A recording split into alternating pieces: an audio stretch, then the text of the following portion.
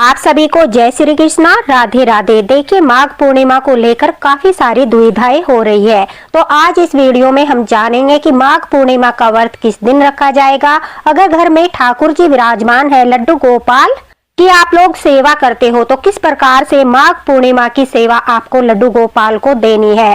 देखिए, माघ पूर्णिमा यानी माघ मास में जो लोग माघ स्नान करते हैं, माघ महात्म्य में पढ़ते हैं, कल्पवास करते हैं, वो लोग तो माघ पूर्णिमा के दिन उद्यापन करते हैं। लेकिन जिन लोगों ने माघ महात्म्य में नहीं पढ़ा, माघ मास में दीपदान नहीं किया, माघ मास में स्नान नहीं किया, लड्डू गोपाल की विशेष सेवाएं भी नहीं की, न ही कोई अलग से दीपदान किया, क्योंकि देखिए जैसे कार्तिक मास में हम सभी कार्य करते हैं, हमें पुण्य फल प्राप्त होता है, उसी प्रकार से माघ मास भी बहुत महत्व रखता है। और काफी सारे लोग माघ मास का स्नान करते हैं, दीपदान करते हैं।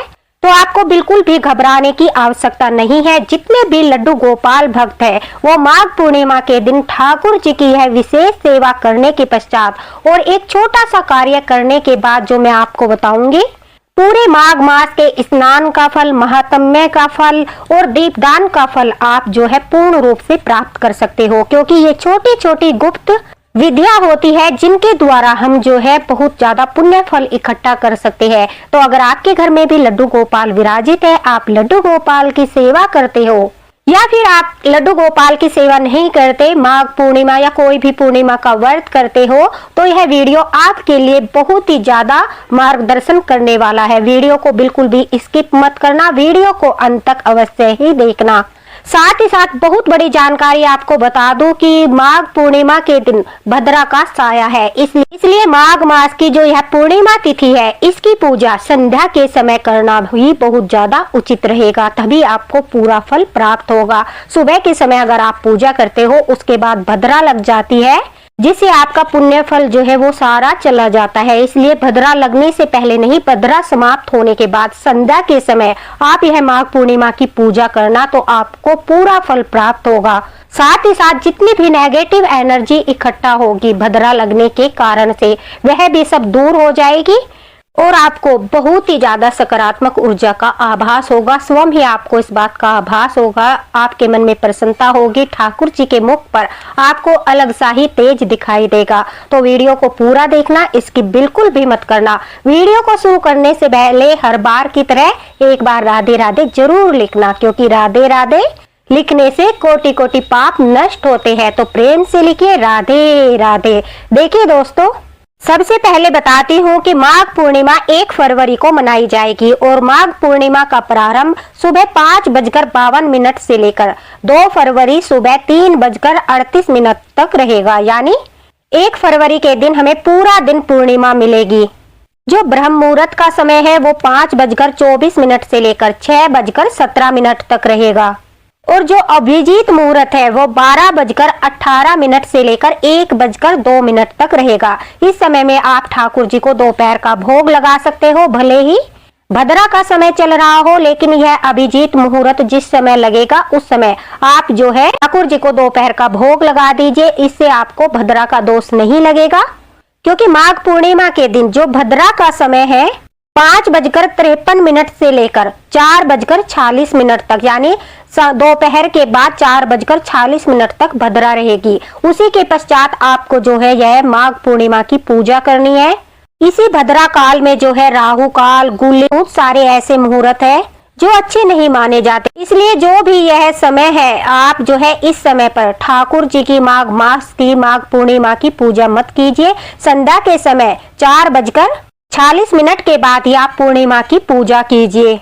सुबह के समय उठकर आप स्वयं स्नान कीजिए। स्नान के लिए आप अपने स्नान जल में गंगा जल डालकर थोड़े से जो है तिल डालकर स्नान कीजिए। इससे आपको नदियों पर स्नान करने जितना ही पुण्य फल प्राप्त होगा।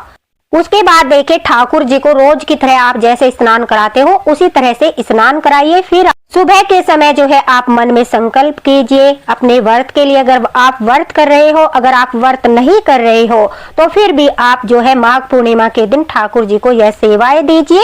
यह सेवा देने से आपको व्रत जितना ही पुण्य फल प्राप्त होगा, लेकिन यह सेवा आपको सुबह नहीं बल्कि भद्रा समाप्त होने के पश्चात संध्या के समय करनी है। सुबह के समय रोज की तरह स्नान करके आपको पूजा करनी है। दोपहर के समय ठाकुर जी को सात्विक भोजन का भोग लगाना है।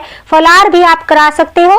अब देखिए संध्या काल में किस समय यानी 5:30 बजे से लेकर 7 बजे तक बहुत ही अच्छा शुभ मुहूर्त है पूजा के लिए। यानी आपको यह पूजा जो है 5:30 बजे से लेकर 7 बजे तक करनी है।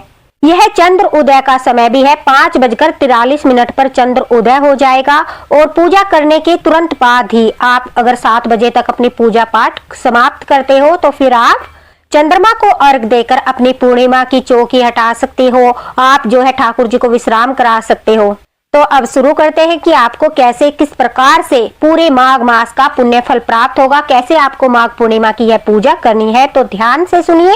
जो लोग व्रत रखते हैं, अगर आप चौकी लगाना चाहते हो तो चौकी भी लगा सकते हो, नहीं तो मंदिर में ही धुला हुआ आसन बिछाकर। सबसे पहले आपको भद्रा समाप्त होने के पश्चात ठाकुर जी को यह स्नान कराना है, जो माघ पूर्णिमा का बहुत ही बड़ा स्नान है, जिसे ठाकुर जी बहुत अधिक प्रसन्न होते हैं। देखिए ठाकुर जी को आपको 5 चीजों से स्नान कराना है। सबसे पहले आपको ठाकुर जी को गंध स्नान कराना है, जैसा हमने पिछली बार कराया था। आपको 1 लोटा जल में तुलसी दल डालकर साथ ही थोड़ा सा चंदन उसमें मिलाकर, अगर आपके पास अच्छे वाला इत्र है जिससे जलन वगैरह नहीं होती, थोड़ा सा इत्र डालकर ताकि अच्छी सी खुशबू आए, गंध स्नान इसको बोलते हैं, वो ठाकुर जी को गंध स्नान कराना है। उसके पश्चात आपको ठाकुर जी को जो है दूध से स्नान कराना है। पूर्णिमा के दिन कच्चे दूध का विशेष महत्व होता है, तो आप पहले से ही कच्चा दूध रख लीजिए या फिर साथ साथ भी मंगवा सकते हो। कच्चे दूध से आपको ठाकुर जी को स्नान कराना है।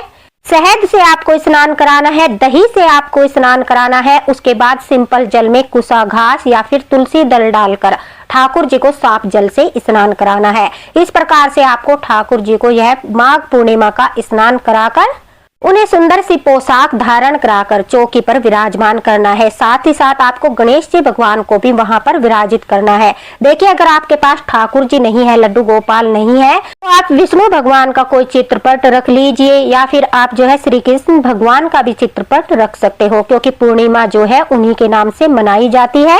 अगर ठाकुर जी है तो यह परम सौभाग्य है। हम सिर्फ ठाकुर जी की पूजा करके ही माघ पूर्णिमा की पूजा कर सकते हैं। वीडियो में भी आप देख सकते हो। देखिए आप गणेश जी भगवान को चावल से आसन दीजिए। चावल टूटे हुए नहीं होने चाहिए। बगैर टूटे हुए चावल रखकर हम जो है गणेश जी भगवान को विराजमान करते हैं, ठाकुर जी को विराजमान करते हैं। उसके बाद जो हम कलश स्थापना करते हैं, जो सभी देवी देवताओं के लिए की जाती है, उस कलश स्थापना को करने के लिए आप जो है चावल से अष्टदल कमल बना लीजिए। उसके ऊपर आपको दोस्तों 1 लोटा जल का भरकर रखना है। उस लोटे जल में आपको सिर्फ 1 लौंग का जोड़ा डालना है। 1 हल्दी की गांठ आप डाल सकते हैं। हल्दी की गांठ नहीं है तो थोड़ी सी आप पिसी हुई हल्दी उसमें डाल दीजिए। थोड़ा सा जो है मिश्री, गुड़ या शक्कर या फिर शहद भी आप उसमें डाल सकते हो। इस तरह से 1 सुपारी आपको उस लोटे में डालनी है। उसके पश्चात जो है उसके ऊपर आप 1 पान के पत्ते पर कोई भी ऋतु फल लेकर, जो भी आपके पास उपलब्ध हो। पान के पत्ते का विशेष महत्व है माघ पूर्णिमा के दिन। इससे आपकी सारी मनोकामनाएं पूरी होती है और इस दिन पान का पत्ता पूजा में इस्तेमाल करने से हमें जो है बहुत ज्यादा शुभ फल की प्राप्ति होती है। तो 1 पान के पत्ते पर कोई भी फल रखकर आप जो है अपने कलश पर रख लीजिए। अगर कोई ऋतु फल भी आपके पास नहीं है तो आप जो है मीठे से कोई भी पात्र भरकर, जैसे कि चीनी, शक्कर, जो भी मीठा घर में उपलब्ध है, उस मीठे से कोई पात्र को भरकर उस पान के पत्ते पर रखकर वो भी आप अपने कलश पर रख सकते हो। क्योंकि खाली कलश आपको स्थापित नहीं करना है। कलश के ऊपर आपको नारियल, ऋतु फल या फिर कोई भी मीठा पदार्थ किसी पात्र में रखकर अवश्य ही रखना है। यह कलश स्थापना हो जाती है सभी देवी देवताओं के लिए। हमारी माघ पूर्णिमा की यह कलश स्थापना हो जाती है। उसके पश्चात आप जो है अपना दीपक जला लीजिए, क्योंकि दीपक के बगैर कोई भी पूजा अधूरी होती है। कलश स्थापना के पश्चात आपको जो है अपना दीपक प्रज्वलित कर लेना है। दीपक तिल के तेल से या फिर शुद्ध देसी घी से आप जला सकते हो, क्योंकि दोनों ही दीपक शुद्ध माने जाते हैं और पवित्र माने जाते हैं। दीपक जलाने के पश्चात जो है आप सभी को पुष्प समर्पित कीजिए। पूर्णिमा के दिन सफेद फूल का बहुत अधिक महत्व होता है। आप पीले फूल, सफेद फूल जो है अगर ठाकुर जी को समर्पित करते हो, इससे आपके जीवन में खुशियां आती है। अगर पुष्प नहीं है तो फिर भी आप प्रणाम करके मानसिक रूप से ठाकुर जी को पुष्प समर्पित कर दीजिए, क्योंकि मानसिक रूप से भी हम ठाकुर जी को पुष्प समर्पित कर सकते हैं। उसके बाद जो है चंदन का तिलक लगाकर अपनी पूजा प्रारंभ कीजिए। वस्त्र रूप में आप कलावा समर्पित कर दीजिए गणेश जी भगवान को, और फिर उसके बाद धूप और आरती दिखाकर आप जो है ठाकुर जी को माघ पूर्णिमा के भोग लगाइए। माघ पूर्णिमा के दिन जैसे विशेष स्नान किया जाता है, उसी प्रकार से ठाकुर जी को विशेष भोग भी लगाए जाते हैं। कुछ भोग ऐसे होते हैं जो 56 भोग के बराबर ही पुण्य फल प्रदान करते हैं। माघ पूर्णिमा के दिन देखिए खीर का भोग लगाने से ठाकुर जी बहुत अधिक प्रसन्न होते हैं। मैंने वीडियो जल्दबाजी में बनाया है, इसलिए मैं भोग नहीं बना पाई। कल पूर्णिमा है, तो पूर्णिमा के दिन यह खीर का भोग जरूर लगाना चाहिए। दूध की खीर का भोग यानी चावल, गुड़ और दूध से खीर बनाकर ठाकुर जी को पूर्णिमा के दिन भोग लगाया जाता है। उसमें आप कोई भी पंचमेवा डाल सकते हो। पूर्णिमा के दिन चावल की खीर का विशेष महत्व होता है और ठाकुर जी को बहुत अधिक प्रिय है। तो ठाकुर जी का जो पहला पूर्णिमा का भोग होता है वो खीर का भोग होता है। खीर का भोग अवश्य ही ठाकुर जी को लगाए। उसके पश्चात दूसरा भोग होता है ठाकुर जी का माघ पूर्णिमा का या कोई भी पूर्णिमा का माखन मिश्री का भोग। माखन मिश्री का भोग आपको अवश्य ही लगाना है। दूध का भोग ठाकुर जी को लगाना है। उसके बाद शहद का भोग आपको जरूर ठाकुर जी को माघ पूर्णिमा के दिन लगाना है। देखिए ये भोग ऐसे है, अगर आप इन्हें लगाते हो सभी भोग को, तो आपको 56 भोग लगाने की भी आवश्यकता नहीं है, आपको उतना ही पुण्य फल प्राप्त होगा। दूध की जगह आप दही का भोग लगा सकते हो, या फिर आप पंचामृत बनाकर दूध, दही, घी, तुलसी दल, जल और थोड़ा सा मीठा डालकर ठाकुर जी के लिए पंचामृत बनाकर भी भोग लगा सकते हो। पूर्णिमा के दिन ठाकुर जी को कसार का भोग लगाया जाता है। आप जो है आटा भूनकर उसमें मीठा मिलाकर कोई भी फल मिलाकर जो है यह कसार बना सकते हो। तिल भूनकर बना सकते हो, धनिया पंजीरी बना सकते हो, जो भी आपको सुविधाजनक लगे उसी प्रकार से एक भोग आपको यह अवश्य लगाना है। ऋतु फल का भोग ठाकुर जी को अवश्य ही लगाए। केले का भोग पूर्णिमा के दिन लगाने से ठाकुर जी प्रसन्न होते हैं, तो केले का भोग आप अवश्य लगाए। अगर केला नहीं है तो कोई भी मौसमी फल का भोग आप लगा सकते हो। तो यह थोड़े से कुछ भोग थे ठाकुर जी के। अगर आप पूर्णिमा के दिन ठाकुर जी को यह भोग लगाते हो तो ठाकुर जी बहुत अधिक प्रसन्न होते हैं, क्योंकि सभी उनके प्रिय भोग है। अगर आपके पास इनमें से कोई चीज उपलब्ध नहीं है तो आपको चिंता करने की आवश्यकता नहीं है, क्योंकि ठाकुर जी भाव और प्रेम देखते हैं। प्रेम से जो भी आप भोग लगाओगे ठाकुर जी प्रसन्नता के साथ स्वीकार कर लेंगे। भोग लगाने के बाद जो है आपको अपनी पूर्णिमा की कथा करनी है। अगर आप सत्यनारायण भगवान की कथा करते हो तो वह आप कथा कर सकते हो। अगर आप पूर्णिमा की कथा करते हो तो वह कथा कर सकते हो। हाथ में पुष्प लेकर आपको जो है कथा करनी है। देखिए कथा करने के पश्चात आपको जो है यह छोटा सा हवन करना है। पूर्णिमा के दिन काफी लोग जो है कथा कराते हैं, घर में हवन कराते हैं, लेकिन अगर आप स्वयं भी यह छोटा सा हवन करते हो जिसमें 5 मिनट भी नहीं लगेगा, यह हवन आपको जो है 108 यज्ञों के समान फल प्रदान करेगा और पूरे माघ मास के हवन, यज्ञ और तप जितना ही पुण्य फल प्रदान करेगा आपको यह छोटा सा हवन। देखिए आपको यह किस प्रकार से करना है आप वीडियो में देख सकते हो। पहले तो आप देख लीजिए, अगर आपके पास तुलसी की सूखी लकड़ी है, चाहे एक भी लकड़ी क्यों न हो, वह आप अवश्य लीजिएगा। अगर आपके साथ बहुत सारी है तो बहुत ही अच्छी बात है, अगर आपके पास 1-2 है तो भी बहुत अच्छी बात है। मेरे पास काफी सारी थी, इसलिए मैं सारी तुलसी की लकड़ी का ही इस्तेमाल करूंगी। तो आप जो है थोड़ा सा उफला वगैरह जो गाय के गोबर से बनता है, छोटे से उफले आते हैं, एक उफला भी आप ले सकते हो, आम की लकड़ी भी ले सकते हो, लेकिन 1-2 तुलसी की लकड़ी आपके पास अवश्य होनी चाहिए, चाहे छोटी सी एक लकड़ी हो। फिर आपको 4 या 5 कपूर रखकर उनके ऊपर अपनी ये हवन के लिए लकड़ियां रखनी है, जो भी आपके पास उपलब्ध है। उसके बाद देखिए आपको जो है ठाकुर जी को, गणेश जी भगवान को सबसे पहले हम आहुति प्रदान करते हैं।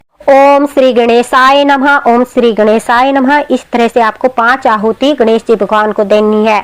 उसके पश्चात ओम नमो भगवते वासुदेवाय बोलते हुए आपको सामग्री से, जो मैंने सामग्री बनाई है उसमें आप जो है सामग्री थोड़े से काले तिल, थोड़ी सी सरसों, थोड़ा सा चंदन पाउडर और जो है थोड़ी सी कपूर, थोड़ी सी लोभान या गूगल हो आपके पास, ये सब पंसारी के यहाँ पर मिल जाता है। अगर इनमें से कोई चीज आपके पास नहीं है तो सिर्फ आप जो है थोड़ी सी सरसों और काले तिल सामग्री में मिला लीजिए, थोड़ा सा देसी घी मिला लीजिए। उसके बाद आप यह आहुति जो है ठाकुर जी को समर्पित करें। मैंने सामग्री में ही घी मिला लिया है। अगर आप सामग्री में नहीं मिलाते तो 5 आहुति आप अलग से घी की दे सकते हो। इस प्रकार से ठाकुर जी को आप ओम नमो भगवते वासुदेवाय बोलते हुए यह आहुति समर्पित करें। जो भी भोग आपने बनाया है, लगाया है ठाकुर जी को, उसमें से थोड़ा सा आप जो है भोग लेकर वह भी हवन में ही समर्पित करें। इससे वह सीधा ठाकुर जी तक पहुंचता है। उसके बाद यह हवन करने के पश्चात जो है उससे जो धुआं निकलता है दोस्तों, सच मानिए उससे जितनी सकारात्मक ऊर्जा का वास आपके घर में होता है आप सोच भी नहीं सकते। जितनी भी नेगेटिव एनर्जी है आपके घर की वो सारी दूर हो जाती है। और जो भद्रा लगा था, जिसका भद्रा लगने के बाद अगर आप यह हवन करते हो तो वह भद्रा का भी सारा दोष दूर हो जाता है। आपको पूजा का पूरा पुण्य फल प्राप्त होता है और आपके घर में दोबारा से सकारात्मक ऊर्जा का बहुत अधिक वास हो जाता है। आपकी पूजा सीधे ठाकुर जी तक पहुंचती है और जो भी नेगेटिव एनर्जी है वो सब दूर हो जाती है। आपको हल्की हल्की सी सुगंध अपने घर में महसूस होगी, जिससे आपको बहुत अच्छा अनुभव होगा। इस प्रकार आपको यह हवन करना है। उसके बाद आपको जो है आरती करनी है। आरती वगैरह करने के बाद आपको जो है दीप दान करने हैं, क्योंकि माघ मास में अगर आपने पूरा महीना कोई भी दीप दान नहीं किया है तो इस दिन आप सिर्फ यह 5 दीप दान कर दीजिए। आपको पूरे माघ मास के दीपदान का पुण्य फल ही प्राप्त होगा।